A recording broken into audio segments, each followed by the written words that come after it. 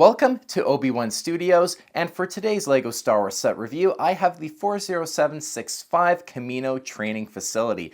This set was the May 4th promotional gift with purchase when you'd spend $160 or more in celebration of LEGO Star Wars and, of course, May 4th.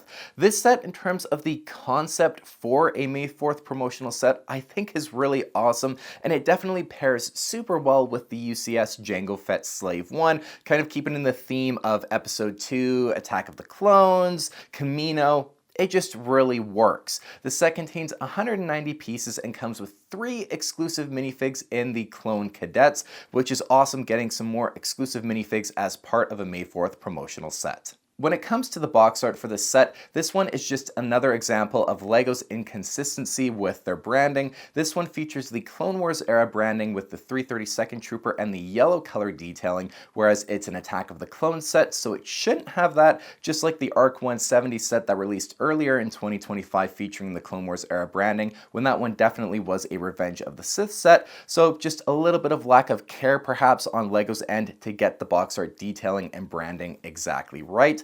Otherwise, the box looks great, showing the Clone Cadets on the training facility of Kamino. Turning to the back of the box, we just see the set's play features highlighted. A really great May 4th promotional set concept. I'm just really excited to open this one up and experience it.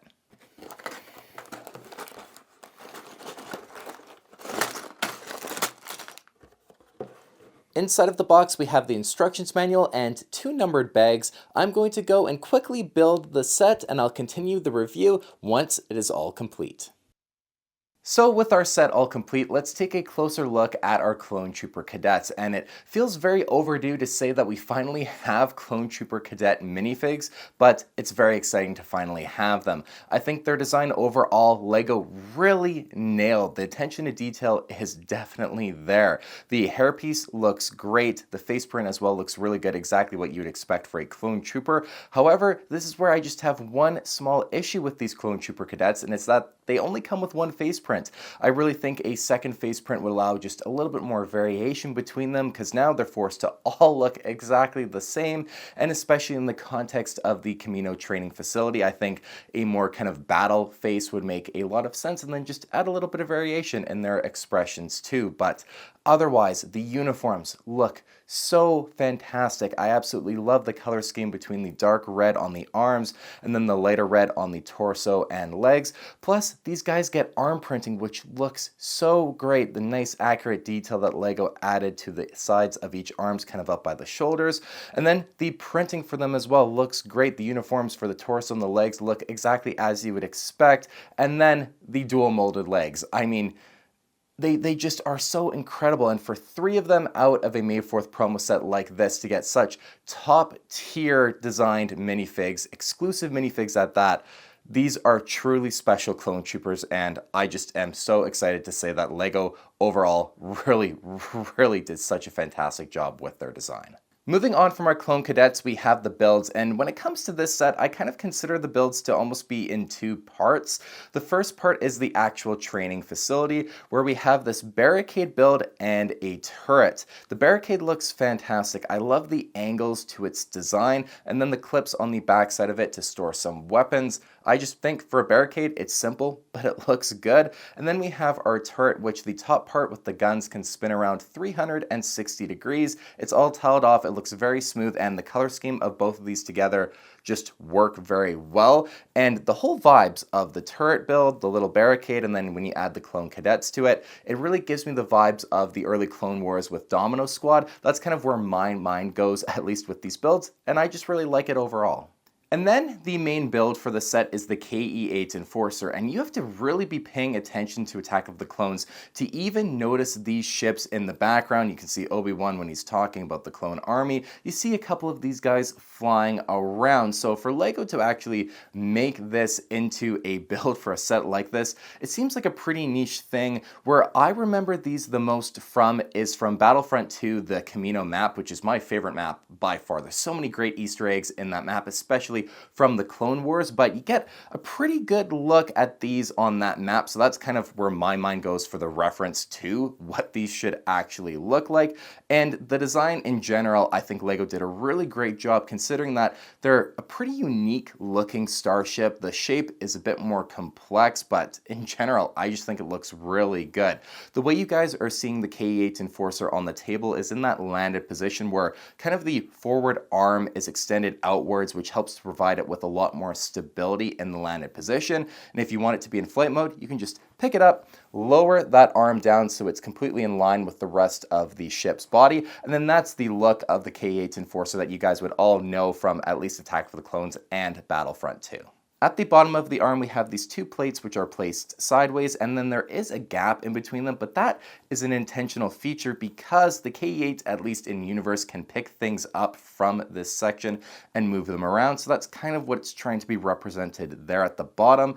Underneath the cockpit, we have that front lamp, which looks really great with the blue translucent stud, and then on either side of the cockpit, we have the repulsor engine so that it can fly around and observe all of the clone cadets. They can spin around 360 degrees, so it just gives a little bit more play functionality to the build. One other thing I really do love about this build's design is the shaping of this top cockpit section, all of the various pieces coming together to create that definitely more unique shape of the KE-8 Enforcer. I think just worked really well. You can tell there was a lot of effort put into making this shaping and design look as good as it does. And then that tinted windshield piece I just think looks really sharp against the mostly white body of the ship. To access the cockpit, you just tilt the windshield piece forward, and then one of our clone cadets can fit inside standing up. There's no chair or anything, no control panels either, but there are some more translucent blue pieces, which to me at least look like screens, but the functionality is definitely there. Turning to the back of our build, I just wanted to point out the extra detail that was given to this section. There are these two tile pieces which face completely the opposite way compared to all of the other pieces on the back of the build, which just adds some texture and a little bit more accurate detail to this backside of the build, plus those blue translucent pieces as well. I'm not sure if those are lights or what they are, but they just add a little bit more color to the back of the build at the very least. I just appreciate the fact that it's not a completely plain backside to the build. And lastly, when it comes to our builds and what you just get out of this set, I almost feel like a docking station or something for the KE-8 Enforcer would have been so cool to have gotten, especially for those of us who display our sets like I clearly do. You know, the landed position, the build looks fine, but you always see it flying around when it's completely upright, and there's this section here at the back where that arm does bend to help keep the build stable, but I feel like that could have hooked into some sort of little docking platform for the build so that then you always see it upright.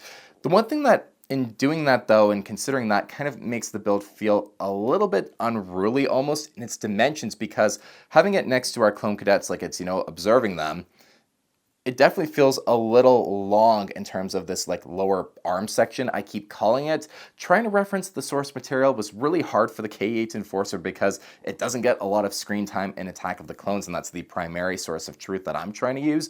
I definitely think maybe this section is a little too long, especially because the cockpit maybe in universe is a little bit more bulky looking too. It's a nitpick, it's not a huge deal. I mean, LEGO could have had better source material to reference as well for this build, but it's just something that even in just considering how it would have looked so great being able to be displayed fully upright, it definitely feels like it's a little on the larger side.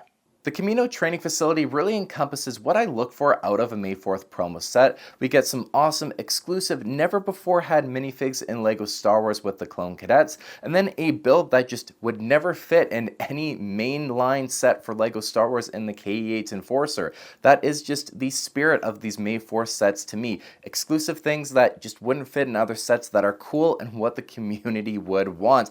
And it's really awesome to say that in back-to-back years, 2025 and in 2024, with the Trade Federation Troop Carrier, we've had really fantastic May 4th promo sets, and I hope LEGO keeps continuing down this path because these past 2 years have been nothing but fantastic. So for the Obi-Wan Studio set rating, this one is getting a 9.8 out of 10. It is basically flawless, and it is a little hard to score a May 4th promo set because it is a gift with purchase, but with everything included, just the little details that I mentioned in terms of the second face print being missing from the clone cadets, and then maybe some sort of docking stand for the K8 Enforcer is all that really feels missing to me, but otherwise a near perfect May 4th promo set that LEGO just did a really great job in its overall execution.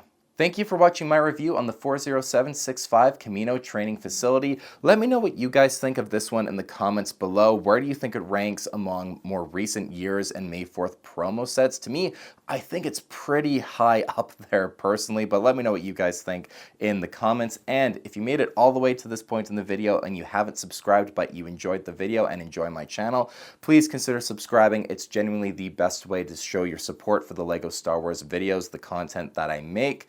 My name is Justin. Thank you guys again so much for watching, and I'll see you on the next LEGO Star Wars video on Obi-Wan Studios.